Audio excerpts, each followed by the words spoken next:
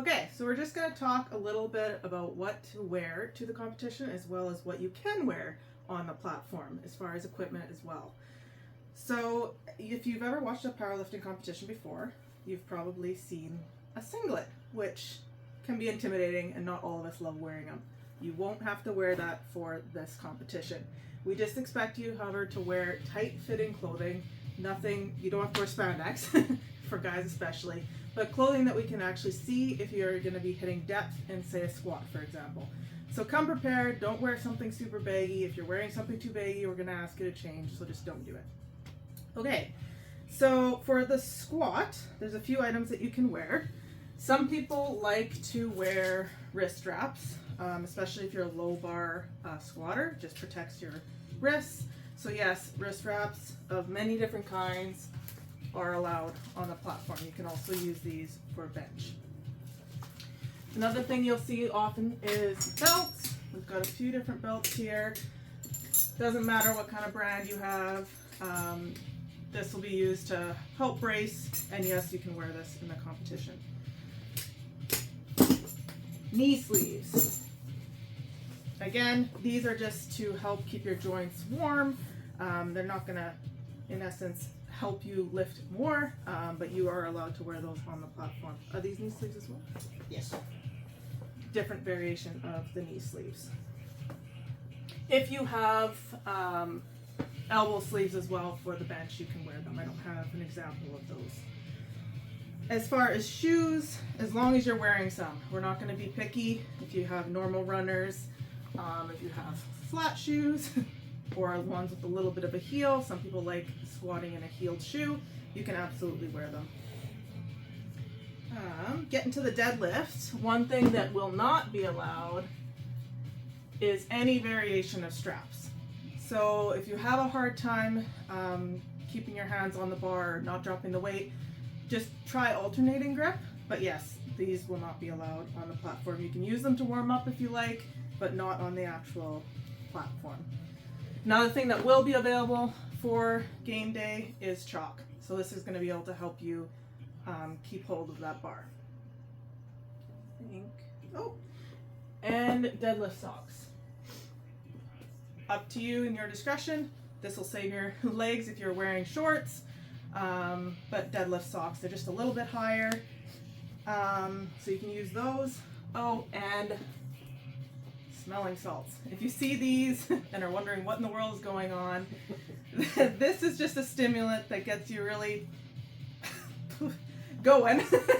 So some people will sniff this right before they go to take their attempt. It's just a smelling salt. You are able to use this if you'd like. So if you haven't seen a powerlifting rack before, this is what to expect. Right now it's set up for the squat. You've got some safeties here as well as the rack. So one thing that you will have to do when you come weigh in, this rack will be there available to you, is decide what your rack heights are going to be. You've got lots of options, so no matter how short or tall you are, you can adjust to the height. Each one has a number next to it, so just remember what that number is for when you weigh in so that you can say what your rack height is. We'll also be going through this in bench to show you that as well. So just to clarify, you do need the right height for the bench and the squat, correct? Correct. Yep. And safeties.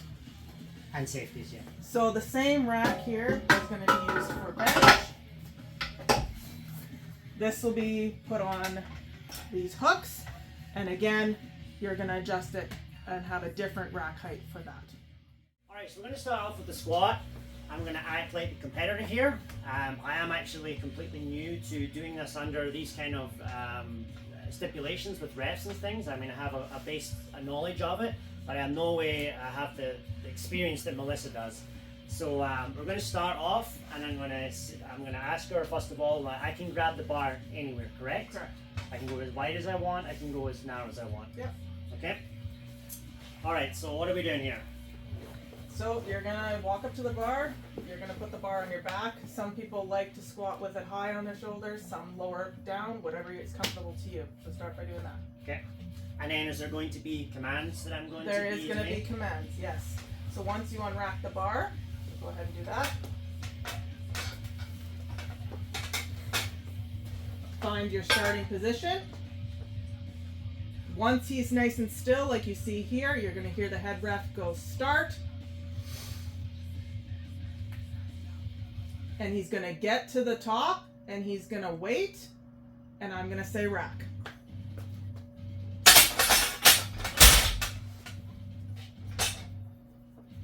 And so once I've done my, obviously we're going to talk about the depth in a little second here. I've gone down, I've gone up.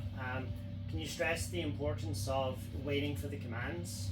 Yes, so waiting for the commands is basically the way for the ref to make sure that you completely finish your lift, as well as make sure that you're starting in the right position. So again, don't jump those commands, wait for them. When you're lifting in the gym with your buddies, get them to give you those commands a few times so that you get used to them. But again, there's the 2 commands, the start once you're set up, and the rack at the top. So you can, when you get to the hole, you can come up whenever you like. Just remember those 2 commands. And am I allowed to be helped back onto the rack once the squat is completed? Yes, so once you get to the top and the ref has said rack, then the side spotters are going to help guide you back onto the rack, especially because you'll probably be new to this rack. Okay. So if people jump the commands or they don't listen to the commands or following them, is that going to be considered a no lift? Correct. So really follow the commands. Now I can't stress this enough to you. If you've never followed commands, I'd like to see you try and practice a little bit with your friends. It's not hard. There's 2 commands for squat, right? There's squat and then rack. You know, I think with the squat you have to show that you have the bar stable. That's the first thing we're looking for, correct? Yeah. And then once you've done your squat, we're looking for you to be stable. And then once you've been told to rack, at that point there you can get help, and then the lift is finished. But just make sure that you wait till you're told to unrack the weight or to re-rack the weight before you start celebrating and stuff, because that is actually part of the lift. Yep. Right? We're going to go over a few things that we're looking for in the squat, first being the squat depth. So if you can go ahead and unrack.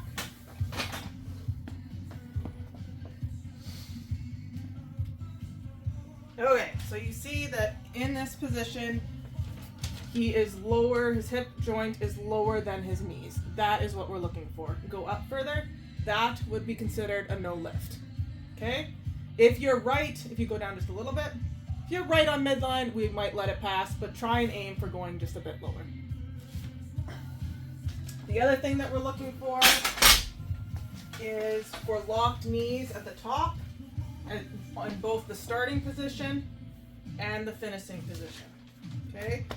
And as well, this bar, not that you can really see it in the video, but if there's any downward motion, so if you're struggling and it goes down and then you try and go up again, that's considered a no lift. It has to be constantly going in the upward position. So we're just going to show you 2 examples, one being a good lift and one being a lift that does not pass. Go ahead and show us a good lift. So he started with his legs extended, he went below depth and ended with his legs extended. That is a good lift. Now, a lift that would not pass.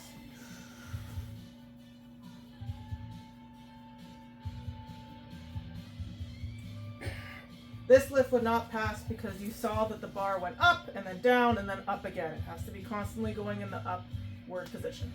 We'll show into depth too. This would be a bad depth. Correct. So his hips did not go below that knee crease, making that a no lift as well.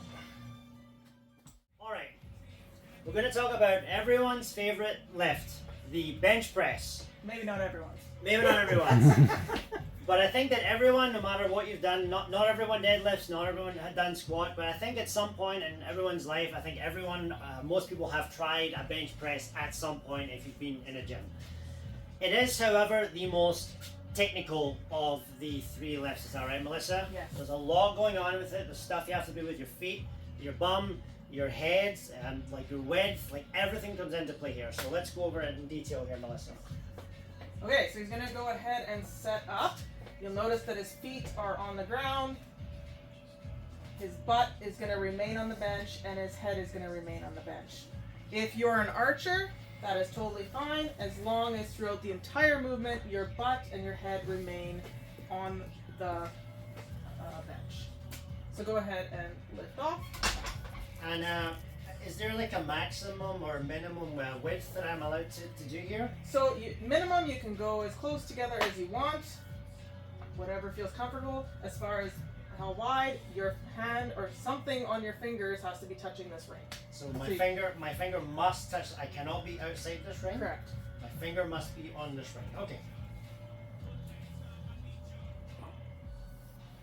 And what do we have for commands here? Okay, so once you unrack, go ahead and do that.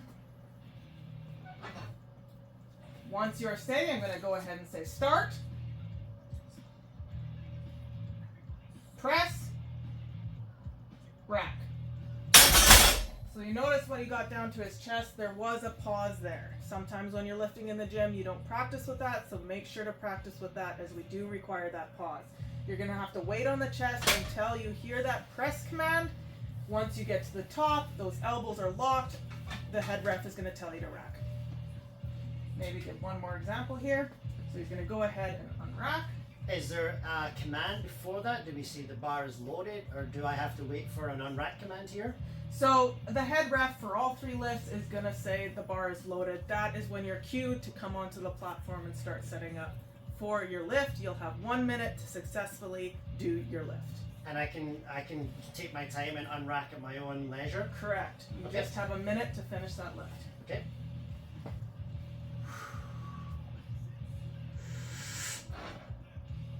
I see that his elbows are locked. I'm going to give him the start command. Start. Making him pause. Press. Elbows are locked. Rack. Okay, so a common question you see with a powerlifting bench press is the arch. Why do we do it, and how do you do it? So the reason that we do an arch in powerlifting for the most part is because it's going to decrease the range of motion that you're going to have to move that bar.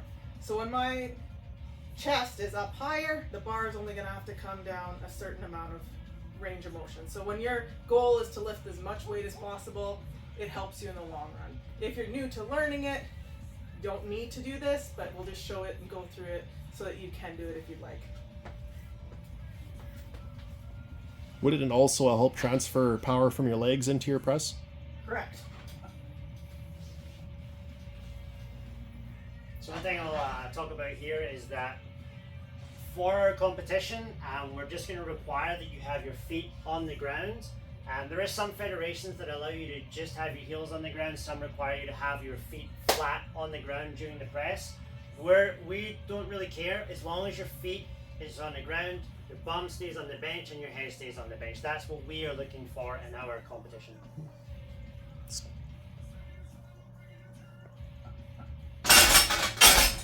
This is high rack for me. There you have a powerlifting arch.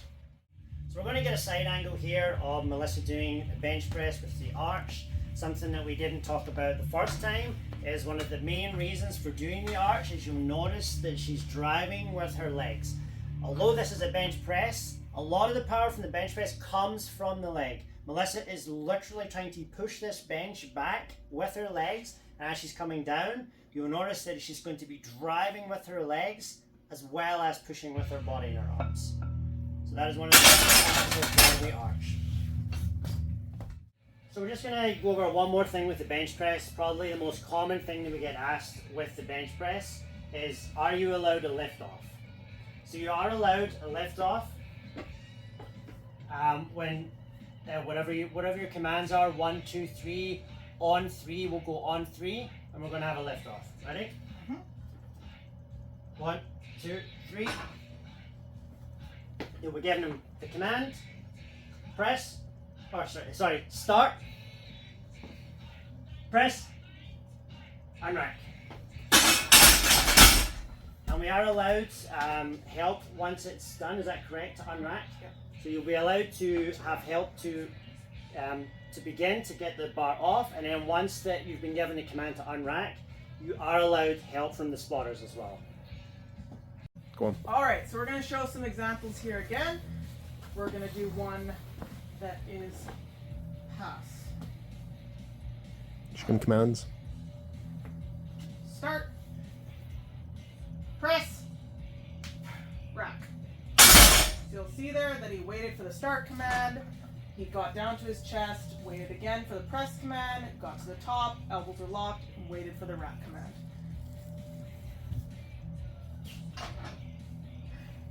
Start. Press.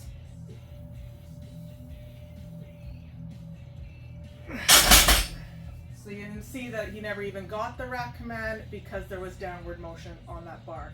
Now, if that were to happen in the competition, your side spotters would be able to lift it up. Start. Press. Rack. So you'll see on that one that the bar was tilted, but nowhere in that time did the bar go lower and then go back up. So even though it was tilted, he progressively went higher, and it's a good lift.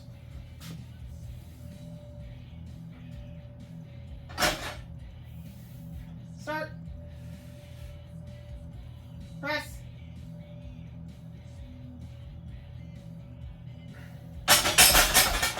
So there, he went down, and it was a no lift. Alright, now we're going to talk about the deadlift.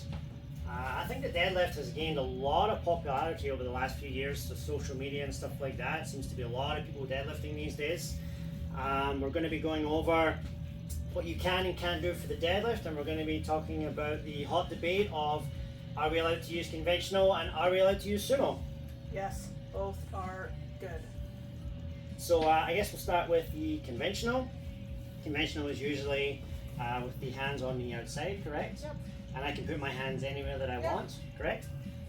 And what do we have for commands here? So only one command for this one. It's an easy one, and it's when you get to the top, we see that you've locked out, your hips have come through, and your shoulders are back. We're going to tell you down.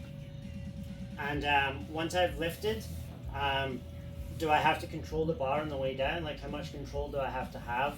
You know, you see a lot of people lifting up and they just slam the weight down, they drop the weight. Is that going to be considered a fail? Yes. So you don't have to tempo it down by any means, but your hands have to stay with the bar the whole way down. So if you were to get to the top of your lift and just say, oh, I'm done, and walk off, that would be a no lift. Alright, so I guess we'll show a good lift. So I can lift at my own pace here. Yep.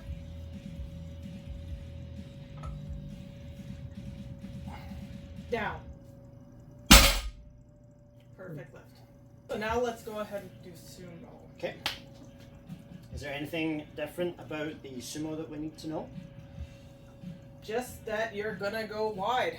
Everybody's bodies are different, so it's gonna look different. It's a technical lift, so if this is not a lift that you've tried before, I'd say work on it a lot prior to the competition. Don't just show up and do sumo on the day. Down.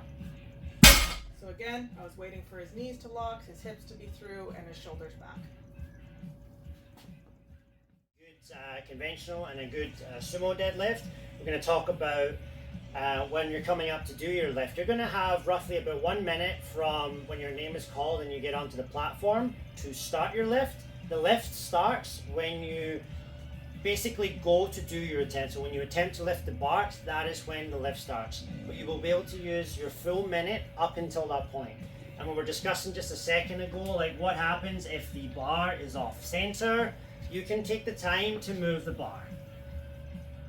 Myself have quite a slow setup. I like to take my time. I am allowed to touch the bar, so you'll see me when I'm doing my sumo. I like to make sure that I'm set. I like to do a couple of downs just to make sure. I like to actually grab the bar too, and I just like to make sure. So I have a minute to do all this. And then when I'm ready, go down. Down. I'm going to do a couple of different lifts. Hopefully they'll be bad, and Melissa's going to jump in and say what's bad about them. Sometimes it's hard to do a bad lift, it is.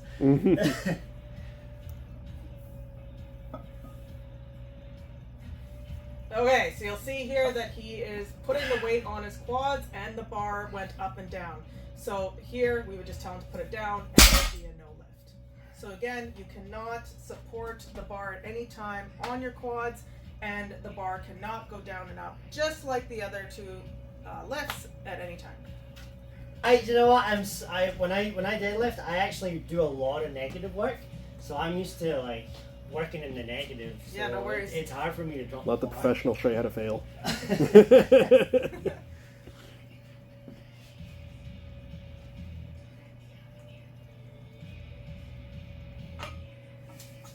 Down. No lift. So what point does it become like, you know, what point is dropping the bar compared to controlling the bar? Like, at what point are we talking about that it's going to differ? Okay. So because you're going to have the platform on the day, you don't have to tempo it down by any means. So if I go to lift, you don't have to go slowly down so that you don't hear anything. We've got a platform on the day. So all that we ask, you lift and you stay with the bar and you come down. Okay? So like I did last time, lifted, dropped it, no lift. If my hands stay with the bar on the way down, good lift. And I can come in and I can drop the bar with some speed, right? So I can still, Correct. as long as I put it down and I'm controlling it, I can come down with speed, right? Yeah. Right. So I hope you've enjoyed our introduction video to powerlifting and what we expect at our event.